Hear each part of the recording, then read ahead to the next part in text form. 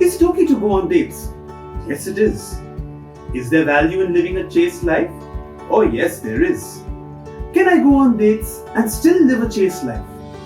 Absolutely yes. To know how? Tune in.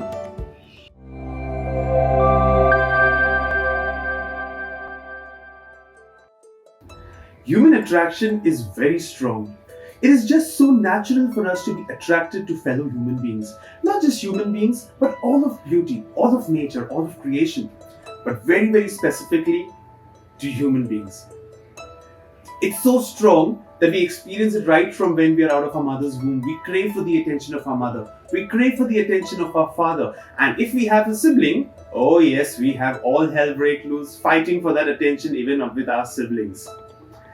Human attraction is so strong that we have all of you listening to me, a person who may never date in the future, who's on the road to celibacy to become a priest, to learn about chastity and dating. Anyway, jokes aside, let's get to the topic. Human attraction is the foundation of something what we call love. Erotic love is essential love which we experience for that one special person with whom we would love to live our life. It is natural, it is healthy, and it is a beautiful gift of God. Now, this human attraction displays itself in the form of love. Primarily in a feeling of love, where we feel all lovey-dovey about the person. Oh, she's so beautiful, she's got this long hair, she's got these rosy pink lips, she's got these eyes that, oh, I can just fall in love and just not want to wake up at all. Or the other way around, oh, this guy is so handsome, he's so masculine, he's got such a great physique, he's got this deep bass voice, and he smells like wow, so great. The problem here is, if we stop at this level of feeling and operate from this feeling of love and not allow this love to develop into a decision. So love is not just a feeling, it's not just an inclination, it's got to develop into a conscious decision to love. Love is feeling and reason and will put together. It's like children. We love children, we love to play with them and everything of that sort, but if we don't have a decision to love them, the moment they poop or puke, we're like, oh, okay, take that away, clean them up and bring them back to me. Love would take care of that child even when he is at his worst. And that's why Aristotle and Thomas Aquinas, they explain love as desiring the good of an other for their sake. And that doesn't happen only with a feeling, but a conscious decision of our will and our intellect. The CCC explains to us that God, who created man out of love, also calls him to love, because it is the fundamental and innate vocation of every human being, because we are created in his image and likeness, who is love himself. God is love and we are created in his image and likeness. So how can we not love? But the problem is that this love that we look at is often distorted. We are educated about love through the media and often through movies. We've got movies like American Pie and other teen flicks which just talk about love as a casual expression. It's just about sex, it's just about gratification and nothing else. We have other movies like No Strings Attached, Friends with Benefits, which promise a happy ending, but it begins with an absolute irresponsible way. So the means are really, really, really questionable. But we also have beautiful movies like It's a Wonderful Life, Life is Beautiful, Wonder and Fireproof, where we really desire the good of the other and live love the way it should really, really be. Further, we've got pornography, which distorts the very fabric of love. It glorifies lust. In fact, I would even go to say it distorts lust into something far more perverse. We look at celebrities living their life and we take the examples of the celebrities who live a more promiscuous life because that's more flash and more attractive. But we fail to look at those who've lived great married lives and fail to draw inspiration. That's because the way the movies and the media bombards us with all these false ideas. It's our choice to choose to remember what we really want to look at. Whether we want to look at the good or the bad and inspire ourselves with that. In the midst of all of this, we've got books that talk to us about relationship advices and wonderful, wonderful other messages. But we look at the life of some of these authors, they've not had great relationships. Not that their book is bad, but it raises questions about the thought process in writing down those books. Maybe there's a lot of truth in it, but the entire truth, when we want to know about love, is best sought in the book of a celibate man, Pope John Paul II, the theology of the body, a little bit of which we will be learning of today. So how do we counter this gross distortion of love? The church teaches us in Gaudium et Spes that it is necessary and imperative to give suitable and timely instructions to young people about the dignity of married love, the value of chastity, and then they will be able to, at a certain age, engage in honorable courtship and enter into marriage.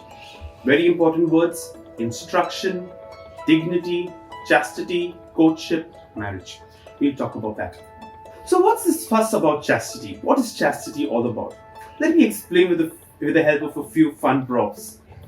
We often would like to see ourselves like this, like our parents see ourselves. Oh, we are holy, we are good, we are beautiful, nothing wrong. But the reality is that we have a bit of this. We are quite naughty at times, and for those special days, these even glow. We are filled with fierce desires, and often we see ourselves like this. Like the Playboy bunny, remember? And we think that chastity is this. Blinds on a horse. Don't see right, don't see left. Look straight. Target fixation. Don't get distracted. But chastity, my friends, is actually being this and having this on as well. It safeguards our dignity. It keeps us good. Let's talk about it a little bit. So chastity is not a mere abstinence from sex.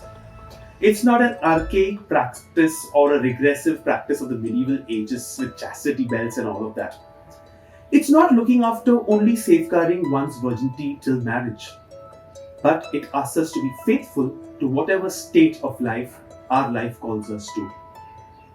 It also teaches us that chastity is not lost in case we've had a weakness, in case we've, out of a mistake, fallen out of living a chaste life. There is pardon, there is forgiveness, there is mercy, and we can revive this chastity.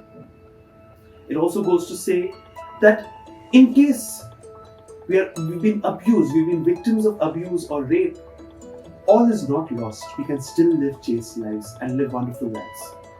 So what is chastity? Chastity is a virtue. It's honesty and courage in the area of sexuality. It says no. It gives us the power to say no to a distortion of sexuality.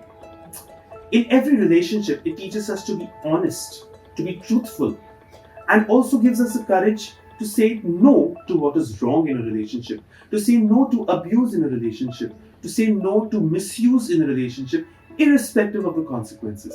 It gives us that courage. It gives us an understanding that we are a composite being. We are body, mind, soul, spirit. We are all of this, and we cannot separate them from each other. And hence, when we pledge ourselves in marriage to another, we pledge our spirit, we pledge our soul, we pledge our body to that person, and we are one being. And we cannot just partake in the bodily union when our spirits are not united at the altar of the sacrament. And that's why it's supposed to be a sacred act and not something that we can experiment and experience out of wedlock. Chastity dignifies human beings. Okay, let me explain it like this. A dog has a leash. It has braces. It has a guard that it doesn't bite. Horses have these blinds. Animals are put in cages because they cannot control their instincts and they may go out and attack. Human beings have sexuality. And the world teaches us that, human beings, you cannot control your sexuality. You cannot channelize your sexuality. You just have to express it when you feel the urge. And here there are condoms, there are birth control pills, and if these do not work out or you forget to use this, there is abortion. So go about, live a life the way you want to. There is a leash. These are all our leashes which you can use and get rid of the problem. It doesn't allow us to live a fulfilled life. It doesn't allow us to live a chaste and a good life. The world doesn't allow us to live a life that is fit and dignified for human being, but tells us we need these leashes to put our life in order. Chastity liberates us. It liberates us to be loved and to love for who we actually are and for who the other person actually is. not just for what they have to offer, not just for the body that they have to offer, but their entire being, to love the person in totality. Chastity prepares us for marriage. It teaches us about chastity in marriage, fidelity, love, expression. It teaches us about self-giving, of self-control, of channelizing our love in the right ways through means of natural family planning and not just artificial means. That's another topic altogether. We won't touch about it right now. Finally, chastity turns lust into love.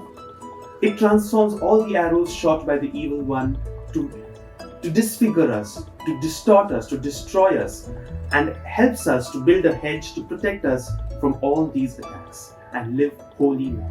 So why does humanity, why do all religions, why does Christianity teach us about the conjugal act only in the confines of marriage?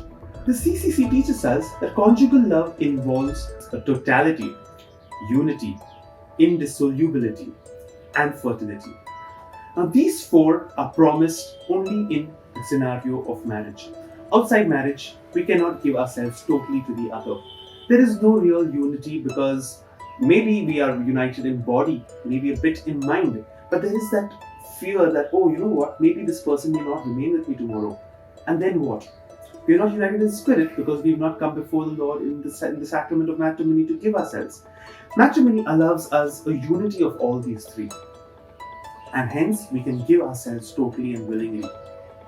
It says it's an indissoluble act. It cannot be broken. It is for life. There is no divorce, and that gives us that security to express ourselves fully, and fertility, being open to children. Outside the wedlock, we are worried about an unwanted pregnancy or what will happen if we have a pregnancy, things like that. So we do not have a total giving.